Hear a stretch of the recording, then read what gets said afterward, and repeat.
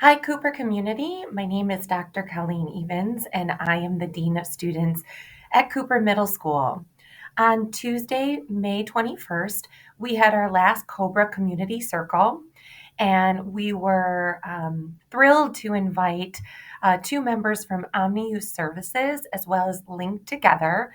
And we were talking specifically about vaping and what you can do to prevent your youth from using such substances. The first thing that our presentation focused on was just understanding youth and the development of the brain, then understanding factors of vaping, as well as followed by tips for parents. We started off by looking at some different devices or school supplies that are pretty common you might find in your adolescent's Chromebook case or backpack. And if you look specifically at this picture, I want you to try to count how many different devices could potentially be a vape. This was really impactful because as I switch the slide over, you can see there are 5 different devices. Some look like a USB, some look like water drops or different school supplies. And so the conversation really stems around how many of these vapes are actually targeted toward teens and adolescents, and they're very discreet and easy to hide. And that's important to know when you are looking through your own students' materials, backpacks, bedrooms, that these devices are incredibly difficult to kind of separate from their normal school supplies. So, vaping breakdowns, there are a lot of misconceptions about what a vape actually is, but basically, it's a small device that heats liquid through a battery. So, there is this like E type juice, or what we call the vape juice, and there's also a battery. The battery ignites and it starts to heat up this liquid or vape juice, which consists of nicotine, some type of flavoring. Typically, it's sweet or fruity, and potentially some other substances as well. Then the particles are inhaled from the mouthpiece and they travel down the throat and into the lungs. So there is nicotine in vapes.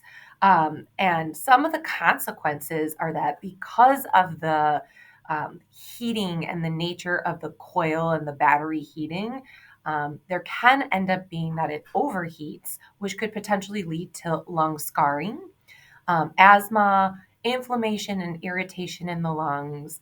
And then, of course, more long term, there is an impact on brain development, specifically at this age, increase of blood pressure, addiction, secondhand exposure, and cancer. So, this concept that vaping is better than smoking cigarettes is actually false. Here are some pictures of actual types of vaping devices. You can see there's really kind of 3 main categories. There's the rechargeable, which looks more like a USB, and it connects to a USB or some type of charger. Next is disposable, so it's like a one-time use and you toss it. And then there's these tanks and mods, which have more of that kind of vape juice or e-juice that is filled into a cartridge. And that is the battery that is larger and heats it up more quickly, could actually lead to more nicotine entering the body. Here are some important brands that you may or may not be familiar with. Blue, Posh, Jewel, Smoke, Elf Bar, and Breeze Smoke. And the reason we want you to start paying attention to these different brands is because you might notice it on billboards or on social media accounts, the algorithms for these accounts, where if you click on something because you're interested or your teen is following a celebrity who is using these vapes, it could change the algorithm in their settings with their cell phones, and they could be exposed to just even seeing some of these brands. Also, merchandise. If you're noticing that your teen has a shirt or a hat with some of these brands, this is specific to vaping.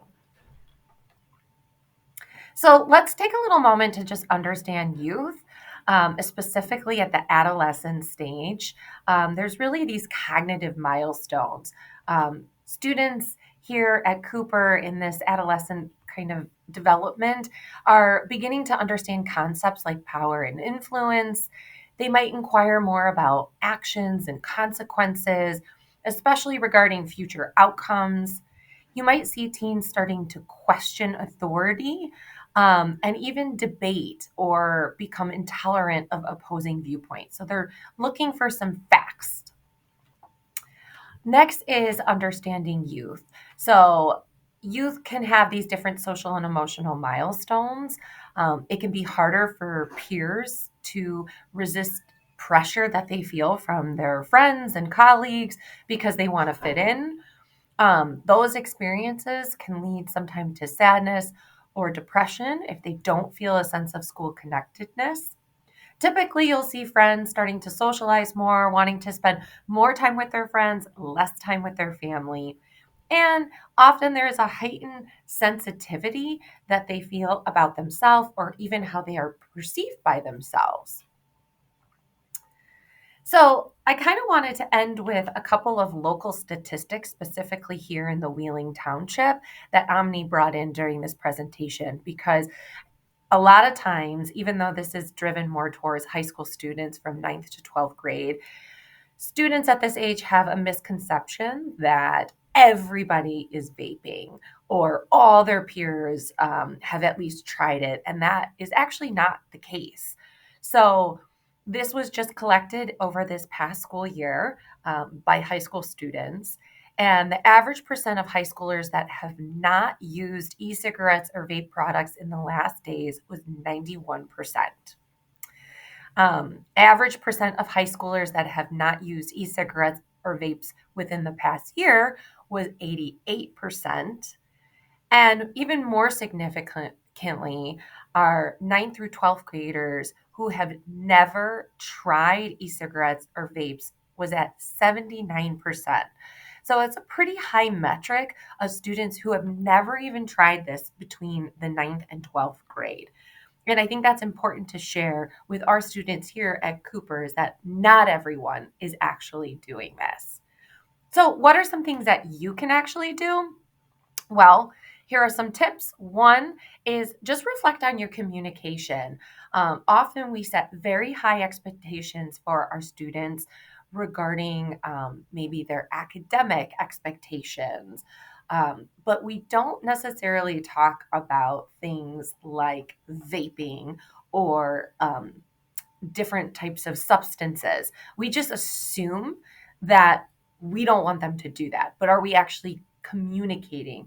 So instead of saying, hey, we need to sit down and schedule a time and talk, instead try to work that in a more conversational, organic way by speaking up if you see someone vaping in public, like, hey, what are your thoughts? What do you think about that?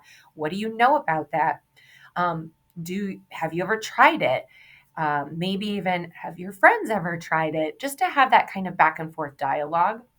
The other is to start a conversation, maybe when you pass an ad for vaping or a billboard, is, hey, did you notice that? What do you think about that? And again, just to kind of create that safety and then start building expectations around why that substance is dangerous. Tip number two is lead by example. And again, this goes into that conversation of what are some questions you can ask. The one I love that really spoke out to me during this presentation was, who did you sit with at lunch? How are your friends doing? When you're kind of opening the door as that point of entry to say, I care about what you're doing and who you're hanging out with, that could lead to some really wonderful conversations. And then lastly, just being a good listener. It's really important at this age that we are listening intently to our students and listening to understand, not respond.